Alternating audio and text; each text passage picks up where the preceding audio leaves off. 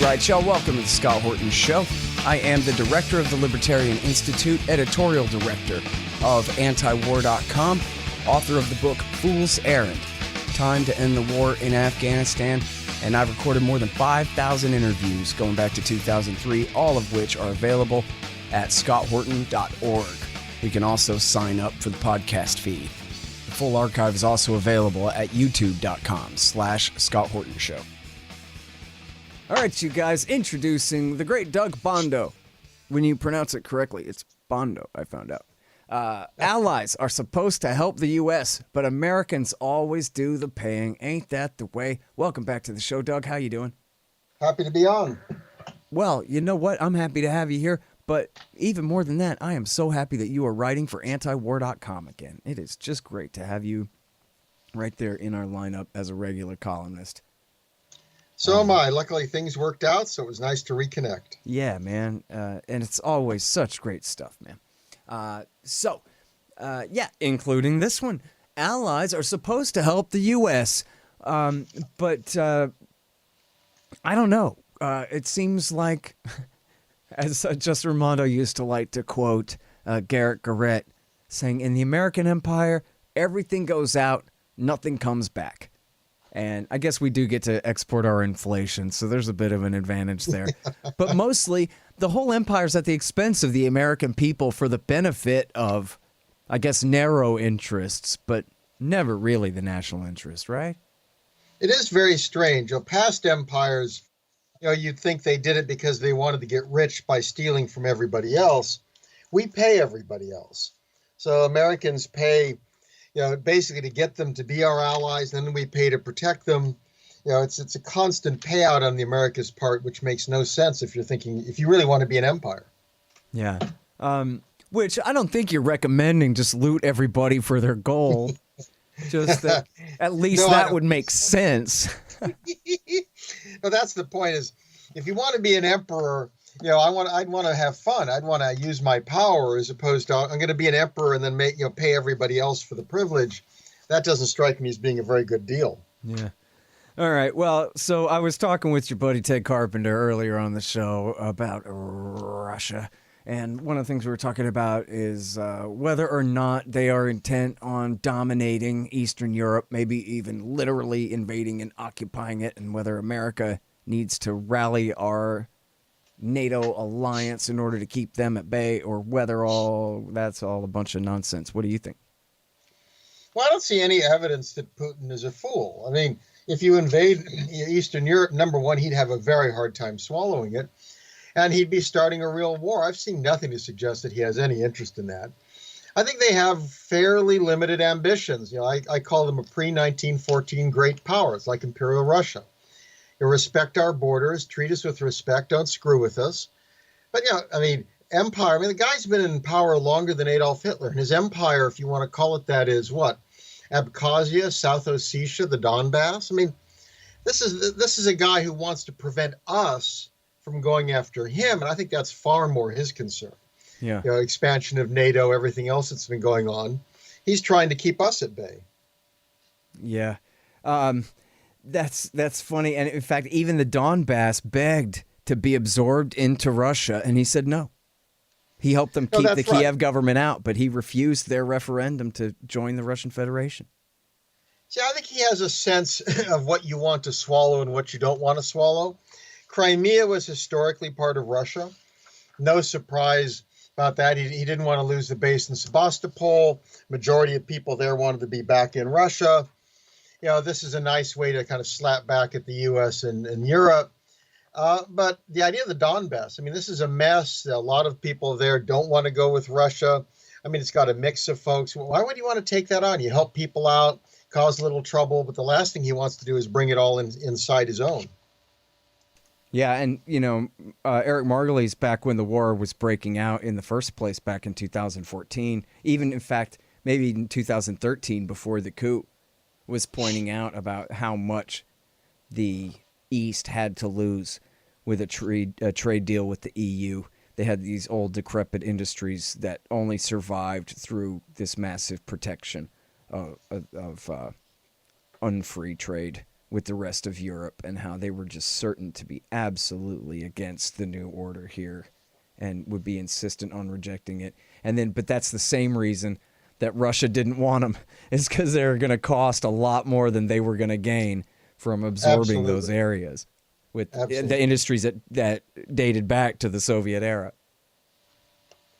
No, it's a very strange, situation where, the difficulty, I think, the big difficulty is for Americans to be able to put themselves in anybody else's shoes. I just like to use the example. Imagine if the Soviets showed up, deposed the elected president of Mexico, demanded that Mexico reoriented all of its economic trade to Russia and Russia-supported states in Latin America, and also that it joined the Warsaw Pact. I mean, Americans would go nutso. I don't justify what Putin did. He's a nasty guy, but that isn't the point. This is not a guy who poses any threat to the U.S. He's not going to attack America. I mean, again, he's not a fool. They'd lose the war and they'd lose it dramatically. Yeah.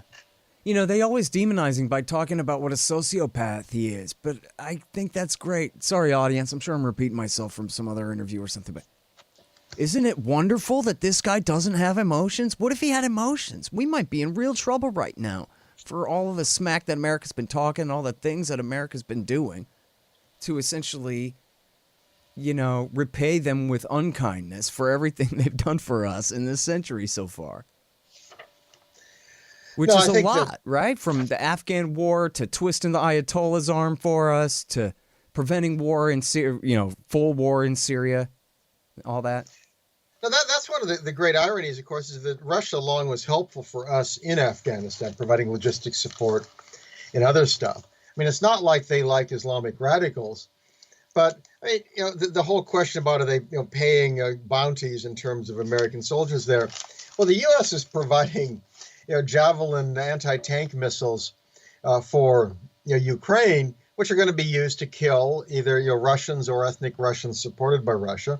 And of course, the U.S. provided lots of weapons during the war when the Soviet Union was there. So this is what governments do to one another. We did it, and I presume Americans would be horrified to think if Russia said, "Well, that's an act of war. We're going to attack you." But now, if we think somebody else has done it to us, we're outraged. And it's this kind of sanctimony that I find extraordinary. Yeah.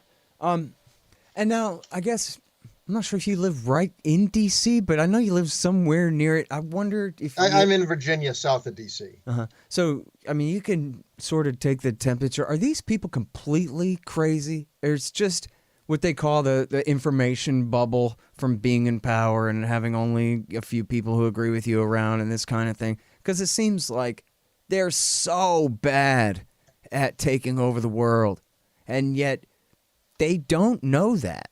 It doesn't seem, Well, the problem is that when it comes to international issues, there really is a groupthink. I think part of it's self-selection. Part of it's like you don't get appointed to high position. You're not going to get a big academic position if you don't, essentially say what everybody thinks. So when you come in, I mean, we have a few academics out there, not an awful lot of them, and they get attacked an awful lot who are willing to talk differently. But so many folks, especially if you want to be in government, you've got to believe that America is kind of an international virgin. You've got to believe America, the exceptionalism. I mean, all of these things that everything the U.S. does, of course, is wonderful and for the good, and everything everybody else does is evil. And that's just the way it's framed. And no one ever steps back and tries to flip it around. And that obviously is a big problem because we assume, why don't the Russians love us? They must be evil. It's like, well, no, maybe what we're doing causes the Russians, some real problems. But we just have trouble trying to figure that out. Yeah. It's like even the most obvious and terrible, horrible thing like Iraq War II, they go, well, we made a mistake, I guess. But never really would they question the premise of, should America dominate the Middle East or shouldn't it? And they wouldn't even question that. Especially because none of them are ever held accountable. So you come up with this policy that gets hundreds of thousands of people killed, and you say, oh, well, that's too bad. Well, next time we'll do better. I mean, yeah. Samantha Power gave an interview for the Financial Times and complained all these people are throwing Iraq in our face, but we might not, that'll prevent us from doing some important things. I mean, You just want to say, stop. I mean, have you ever admitted you were wrong? Right. Have you ever admitted the horror that you created? I mean, we have ISIS because of the invasion. Iran has greater authority because of the invasion. Religious minorities were decimated because of the invasion. I mean, hundreds of thousands of people died because of the invasion. And you're just kind of dismissing it as, well, you shouldn't take it that seriously. Right. It's an incredible attitude. Yeah. And, I mean, think of the year 2011, where we still got American GIs in Iraq, allied with the Shia, fighting the remnants of the very last of what had been al-Qaeda in Iraq there. But in the beginning of that year, Obama started backing the Libyan and Syrian veterans of al-Qaeda in Iraq in their revolutions in their country at the very same time. So if there was one lesson of Iraq, if there was only one, it was, boy, these bin Ladenite type militias can be pretty dangerous. If there was two, then you got to include that, oops, gave the East to Iran too, and really that helped radicalize the Sunni population even worse, this kind of thing. But for them to turn around and back the bin Ladenites in Libya and Syria, just at the time they're killing Osama, they're taking his side in two wars, when, you know, George Bush had only been out of power just a couple of years at that point. And that's the kind of thing you would think at some point that there would be some kind of, maybe not self-criticism, but finger-pointing and blaming of each other by these people for the kind of chaos that they've wrought pursuing these kinds of policies, you know? Now, the problem is that they all understand that to get ahead, they have to hold this position. So, you know, they can argue over, you know, some issues. So you can actually argue against going into Iraq at the start and probably get away with it. But if you attack people too heavily for the result, you know, they're going to say, obviously, you're an isolationist and everything else. Yeah. And so many of them backed it. You know, it's very hard to criticize it when, in fact, you were for it as well. So you're reduced to saying, well, I figured it out earlier than somebody else. Well, no, it's far better to say nothing. Right. Or to say, oh, that was a tragic mistake, but let's just move on. You're nothing to see here. Move on. Right. In fact, I read something by Andrew McCarthy in the National Review where he says, I've been against the Iraq war since 2004. Yeah, okay. And it did read exactly like you're saying it. Yeah, it would have been better if you just... We all know that you're guilty for supporting that thing, man. Just leave it at that. Yep. That's nothing to boast about. Exactly. Although, in fact, grading on a curve, maybe it is, if it's even true, which I doubt. But assuming it's true, actually, that does make him less worse than a lot on that issue if he wised up even that late compared to you and me. But no, I think if he took a public stand against it early, right, that would be different. Then you get some credit. Yeah. I mean, right. Bill Buckley did that. Bill Buckley, I mean, at a time when his acolytes and the people who took over, you know, National Review from him still supported it, he wrote a column that basically said, you know, if we were a parliamentary system, Bush would be out of office. This is a disaster. And it was great because it caused some real discomfort among all these people who were kind of his followers, because it was saying what the rest of us knew. Yeah. I mean, this had been a catastrophe, and of course it had no impact, and the guy stays in office, and all the people around him, you know, I mean, Wolfowitz goes to the World Bank. I mean, you fail and you get promoted. I mean, this is, the rest of us, we'd be held accountable, but not them. Hey, y'all, check it out. The Libertarian Institute, that's me and my friends, have published 3 great books this year. First is No Quarter, The Ravings of William Norman Grigg. He was the best one of us. Now he's gone, but this great collection is a truly fitting legacy for his fight for freedom. I know you'll love it. Then there's Coming to Palestine by the great Sheldon Richman. It's a collection of 40 important essays he's written over the years about the truth behind the Israel-Palestine conflict. You'll learn so much and highly value this definitive libertarian take on the dispossession of the Palestinians and the reality of their brutal occupation. And last but not least is the great Ron Paul. The Scott Horton Show interviews, 2004 through 2019. Interview transcripts of all of my interviews of the good doctor over the years on all the wars, money, taxes, the police state, and more. So how do you like that? Pretty good, right? Find them all at libertarianinstitute.org/books. Hey, you guys may know I'm involved in some Libertarian Party politics this year, but you can't hear or read about that at the Libertarian Institute due to 501c3 rules and such. So make sure to sign up for the interviews feed at scotthorton.org and keep an eye on my blog at scotthorton.org/stress. Hey y'all, Scott here. If you want a real education in history and economics, you should check out Tom Woods' Liberty Classroom. Tom and a really great group of professors and experts have put together an entire education of everything they didn't teach you in school but should have. Follow through from the link in the margin at scotthorton.org for Tom Woods' Liberty Classroom. All right, so now what about China? Because this is one, unlike Iran or Iraq or Libya or Syria or North Korea, this is a country that actually is really big and makes a lot of money. I mean, Iran's GDP is comparable to like New Jersey or something, right?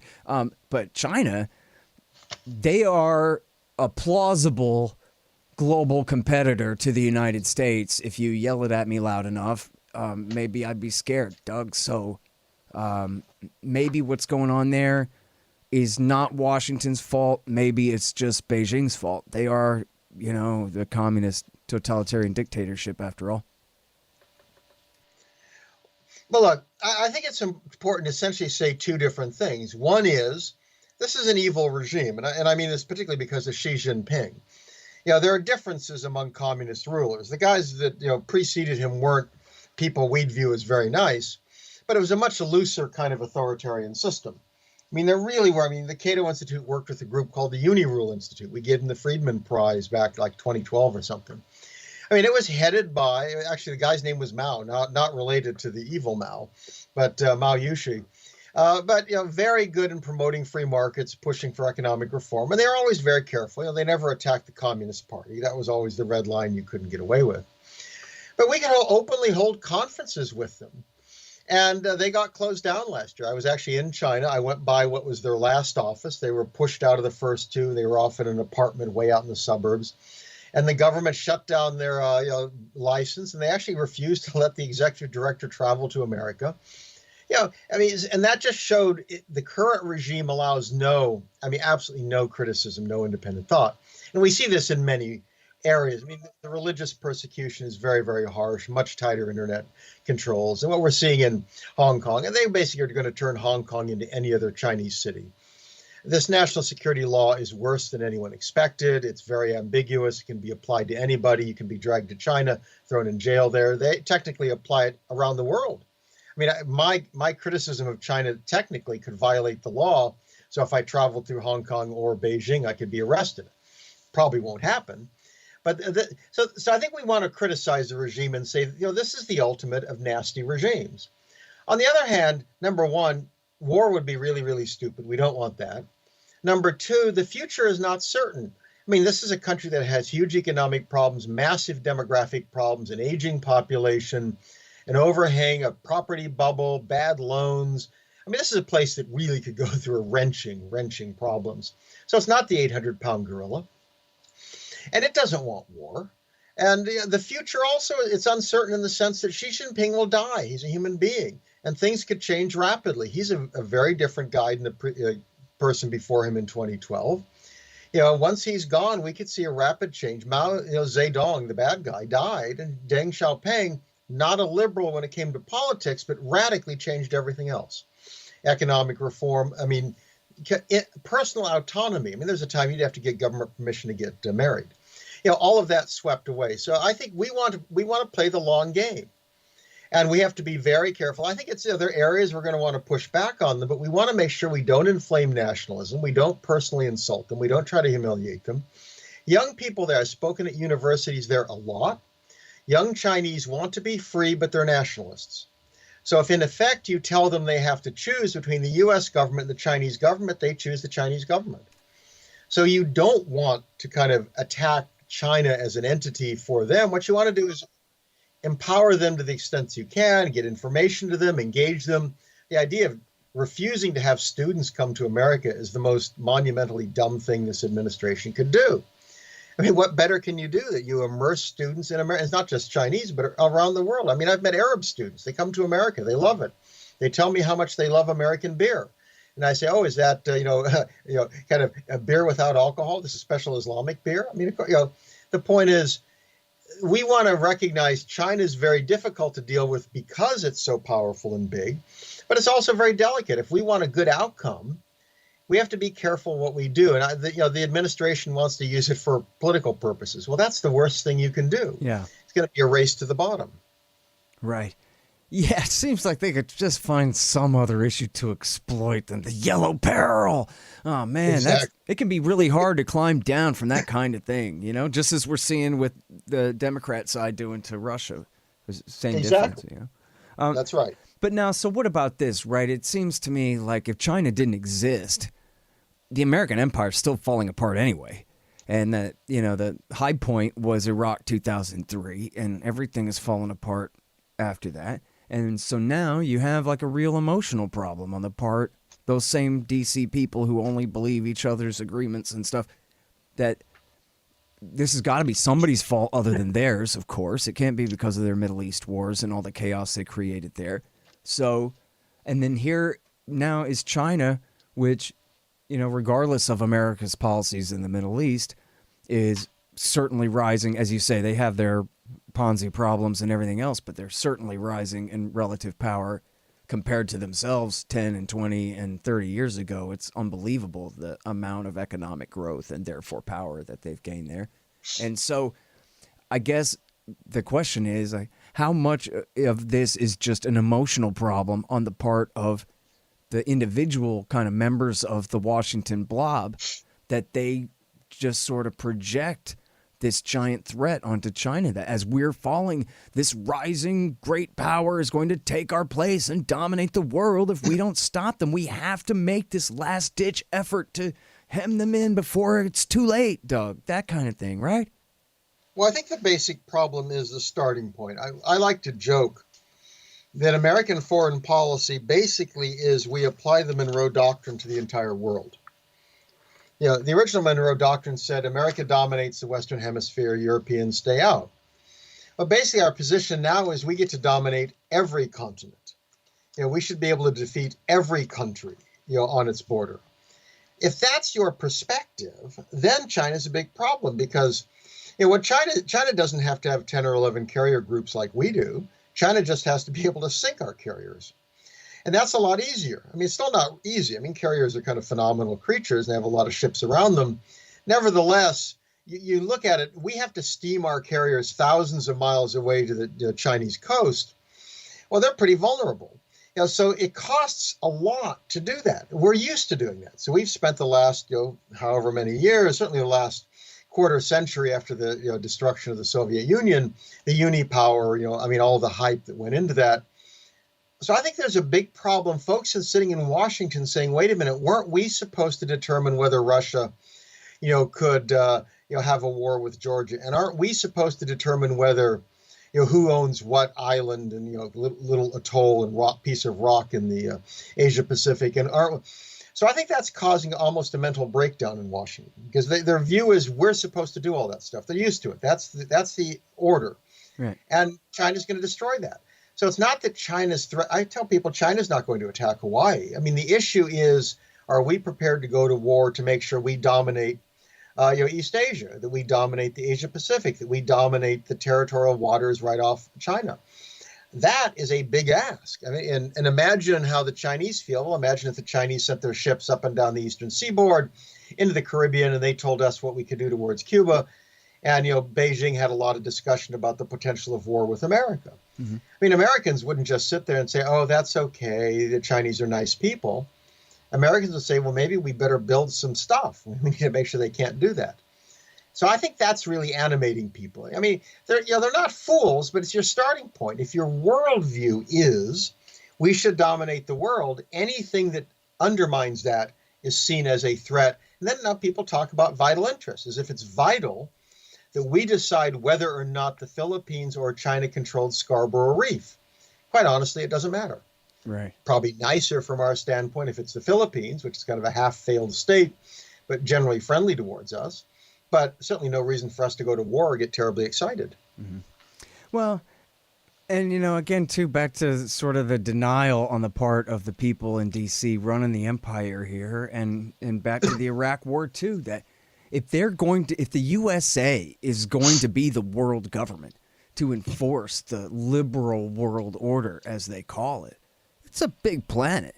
They need the consent of the governed. They need for even, states like, say, India that are big enough to be independent from us, and China and Russia, for that matter, to figure that more or less going along with what America wants is in their interest, and certainly more than trying to come up with another world order to replace the American one.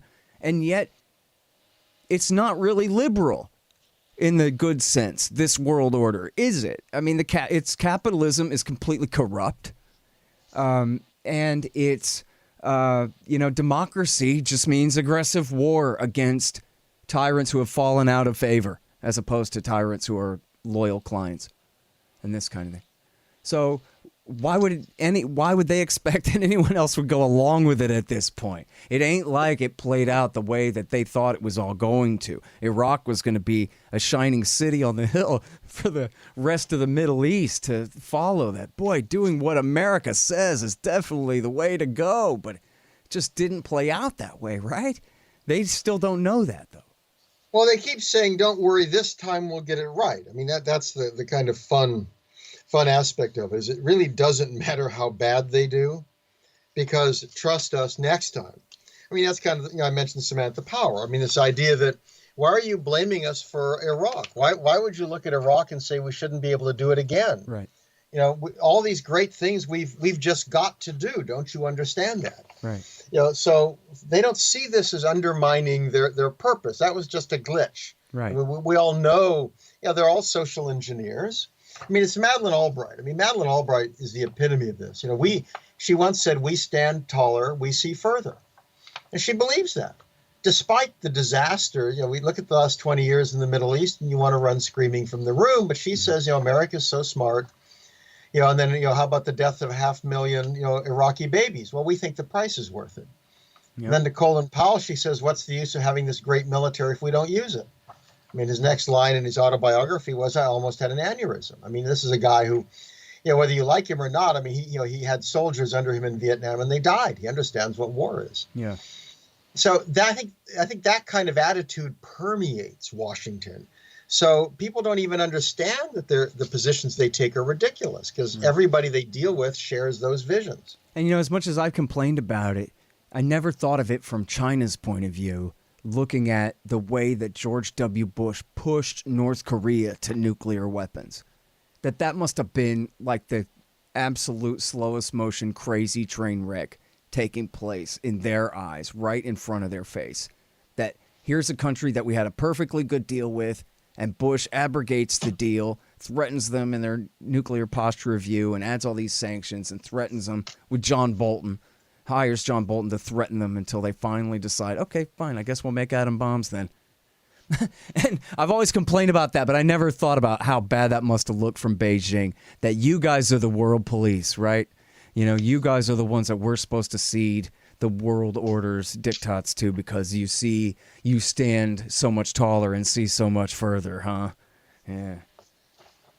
Yeah, that's the great irony, is that, we criticize the Chinese for not helping us on China, but they criticize what we do. And frankly, if you look at it honestly, you have to say there's an awful lot to be said for their criticisms. I mean, they look at this and saying, do you guys have any conception of what you're going to result in? And the answer was, well, no, actually, American officials just never imagined this. I mean, obviously, if we order the North what to do, everything will work out fine. Right. Because everybody's supposed to do what we told them. Yeah, everybody knows that. Somebody should dig up that Kim Jong-il and tell him to do what he's told. Exactly. That's how that's supposed to work. All right, well, listen, I'm sorry, I've already kept you over time, but I just love talking to you so much. Thank you so much for coming back on the show, Doug. Always great to talk to you, Scott. And again, it's really great to have you back around at antiwar.com, too. Hey, thanks. I appreciate that. I'm really glad to be there. All right, you guys, that is the great Doug Bandow. He is a, senior fellow or something or other like that at the Cato Institute. And again, writing for us at original.antiwar.com/Doug-Bandow. Bandow. Spell it like Bandow. The Scott Horton Show, Anti-War Radio, can be heard on KPFK 90.7 FM in LA, APSradio.com, antiwar.com, scotthorton.org, and libertarianinstitute.org.